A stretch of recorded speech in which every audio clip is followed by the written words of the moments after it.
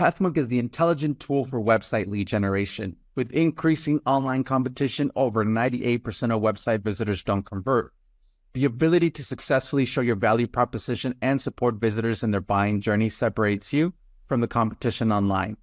Pathmark qualifies and converts leads on your website by figuring out where they are in the buying journey and influencing them in key decision moments with relevant micro experiences like case studies, intro videos, and much more. Stay relevant to your visitors and increase conversions by 50%. Add Pathmark to your website in seconds. Let the AI do all the work and get access to 50% more qualified leads while you keep doing marketing and sales as usual. Check us on pathmark.com. Welcome to today's episode. Let's talk about today's guest. We have Carol Bettencourt from Chyron, VP of Marketing there with them. How are you doing today, Carol? I'm doing great. Thank you so much for having me on. This is going to be fun. Perfect. Awesome. And let's kick it off, right? I'm sure our listeners are tuning in wondering what Chyron is all about. So in your own words, tell us a little bit more. Well, some of them, if they're involved at all in the broadcast industry, they may have heard of Chyron. Chyron is the company who invented in the 60s the technology that puts digital graphics over live to air video. So if you're watching television and it's live and there's a camera feed, you typically see the sporting event or the anchor, the reporter. Sports and news are what is most commonly watched live. But you may also see other things. You might see somebody's name down here. You might see a little promo pop up. You might see a station identification. Previously, none of that was possible except only in a very rudimentary way where people would cut out letters and film them and put that over the video. But we invented that technology. In fact, even today, whether it's text or graphics generated by our devices or by a competitor's devices, you might hear it generically referred to as the Chyron, much the same way that Kleenex might be used to refer to a facial tissue. So we're very proud of that history of innovation, and we continue to innovate even today. All right. Awesome. Great to hear that, right? And so on that note, then, so that way our listeners can get a good understanding then of Chyron, then, what would you say is that key problem that you guys like to solve them for your clients? Well, our clients are in a very challenging industry. There's millions, if not billions, of eyeballs in front of their work every day. They can't go dark on air. It's very competitive. They need to maintain viewership to get those advertising dollars. So we want to make everything just right for them. We want to make things exciting and engaging for their viewers.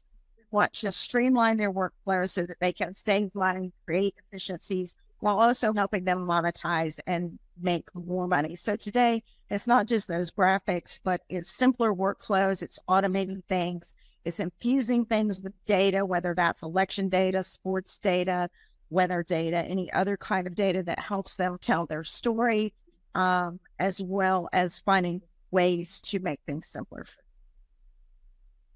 All right, great to hear that. So then, don't want to assume here, but would that be the vertical segment that you guys like to go for, or is there another verticals that you guys like to go for?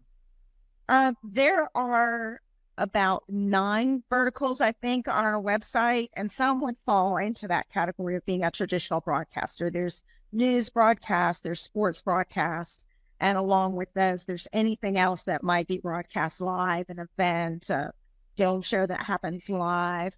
But there's also within a venue, we can use the same technology to power in a stadium, the center hulks, the ribbon boards, the jumbotrons, or whatever other brand might be used at the ends of the field, any in-venue displays.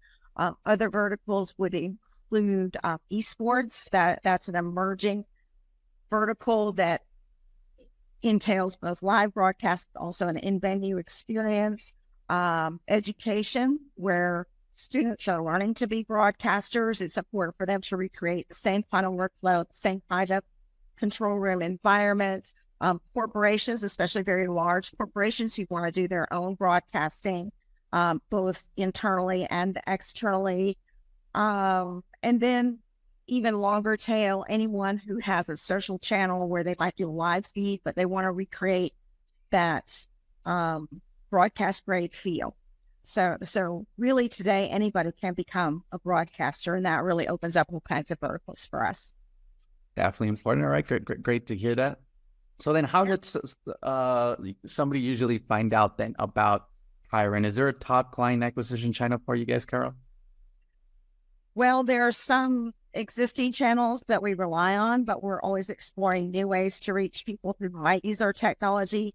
One answer to your question, the lazy answer, but it's not entirely untrue, would be, oh, they just know. And if you're talking about a major network, is true. They do just know. We also have a strong presence at industry trade shows, in trade publications. Our website gets good traffic. It gets good Google ratings. We do have a rather strong social media presence. Well, we're looking into some of those longer tail sports publications, especially with the ever-changing rights holder landscape. Gets to broadcast things. Is it the team? Is it the league? Is it who's purchased the rights? Is it individual players? So we're looking for more and more ways to reach whoever might be a customer. That aspect of our business is as ever-changing as the technology itself. All right, great to hear that. So then on that note, so that way our listeners could go ahead and visit you guys, they could always check you out at Chyron.com. What role does a website then play for client acquisition, Carol? Well, I think a website is very important in any business, and that certainly is important for our business. Even though I mentioned there are those who just know, it's important to have a place for them to land, to come see what the latest technology is, what the latest releases, what key features have been added. It's also a place for those who are searching, who don't just know. Again, we do rank fairly high on Google. It's also a way for us to build that funnel process. There is the initial place where you can land on our website, and every page carries you through a journey of, here's a quick video, here are some key advantages, and then down lower, you can get more involved with the product information sheet, some gated content, contact us now. So we try to take people through a journey on every single page on our website, and it is a tool for us to collect leads. Again, as I mentioned, there's a lot of gated content there. That's funny, right? Awesome, great. And so then on that note, Carol, is there any tools or tips or methods that you would recommend to our listeners as far as some website lead generation? I think it's important for you to think about what you want your website to do. Sometimes people just throw up a website because they want to put their phone number or a button, or sometimes they get very involved in the artistry of the website, and that is important. It's important to have a good-looking website that represents your brand. We've all seen how successful Apple is because everything they do is so polished and on point. So that part is important. But I think step one is to really think about what you're trying to say, what you're trying to accomplish, where your potential users are right now, and what they're going to want to know, so that when they get to your website, it's not only impressive, it's easy to follow, and it takes them on the journey that you want them to take and meets them where they are. All right, awesome. Thank you so much for sharing that with that, Carol. And well, let's switch gears a little bit and let's talk about you as a leader. You being the Vice President of Marketing there, Carol, for Chyron, what are some key tasks you like to focus on your day-to-day work? Well, I'm very fortunate. I have had the privilege of building my team from the ground up. I was asked to clean house and start from scratch and build a team and mentor the team. So my key day-to-day task is to make sure they all have what they need and they're all where they should be. And if they're not where they should be, as far as their tasks, to find out why and to help them move along. We have an art director, we have a social media team, we have an operations manager who also manages tracking the performance of everything that we do. We have a product marketing team that creates all of our product-related content, does our competitive research, defines the key selling points, and creates things based on those key selling points. We have someone who's an industry expert managing both our technology partnerships, our channel partnerships, and partnerships with key customers before we pass those along to the sales team. So my job is to make sure that they're all on track, have what they need, and that we're all aligned working towards a common goal. Great to hear that on your day-to-day, Carol. And so in the between cracks, is there a preferred channel where you'd like to stay up to date with all the marketing news, trends, strategies? There are so many. I wish I had the luxury of just reading things all day or talking to people all day. But I do try very hard to keep up with my industry, to keep up with marketing best practices, advertising best practices, what our customers are doing. So I'll typically look through my emails, and I get notifications from most of the key trade publications, TV Tech, in Broadcast, the International Association of Broadcast Manufacturers, the National Association of Broadcasters, SMPTE, which is a technical standards organization. And I'll try to at least scan the headlines and see what pops out and skim or read as much as I can. I generally keep up with the Harvard Business Review. I find that's an excellent source of advice for managing your team and also relating to the upper management and our board in our company. I'll read magazines such as Wired for general tech trends. I'll read the Wall Street Journal, Bloomberg. I subscribe to Adweek. So I do love to read, and I try to soak in as much as I can. I think the world is not just technology, but the world is always changing, whether it's smart tech, ag tech, or technology that we make. So there is a lot to keep up with, and it's important not to rest on your laurels, not to rest on your past knowledge. You can build on what you already know, but I really think it's important to never, ever, ever stop learning. Definitely important. All right. Thank you so much for sharing that with us, Carol. And we'll just jump into our next section then here, Carol, which is our rapid fire question rounds. Are you ready for them? I think so. All right. Perfect. First off, Carol, what is the last book that you read? Well, I have a horrible habit of reading multiple books at the same time. So the last ones that I were reading all at the same time, I'll give you three. Extreme Ownership. It's by a former Navy SEAL named Jocko Willink and Leif Babin. And it's really about taking accountability. When things go wrong, it's easy to blame, and you might be correct in your blaming, but that doesn't solve anything. And this book really drove that point home about building those alliances and getting ever better at communicating what it is that you need and what you think needs to happen. The Creative Habit by Twyla Tharp, who is a world-class modern dancer, choreographer, and director. I've often had people remark on how unusual I am and that I employ the right brain and the left brain, but I think those two really go together. I think you can solve technical problems with creativity, and you can solve creative problems with logic and common sense. So I really embrace that book. And then the last one that I'll mention is called For New Managers. It's a Harvard Business Review book, and I use that to mentor people on my team who have other reports underneath them. It's a collection of case studies, and we have a monthly book discussion. So that one is pretty. Okay. All right. Awesome. Great set. Next up then is, if there would be no boundaries in technology, what would be that one thing that you want to have fixed for your role as a marketer today?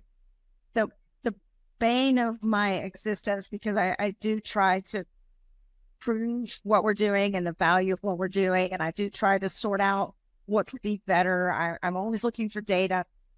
The bane of my existence as a marketeer at this point in my career is attribution modeling. And if there was a foolproof way to attribute what finally led to a sale, and in our industry, there's typically on average an 18-month cycle before someone buys after they become interested.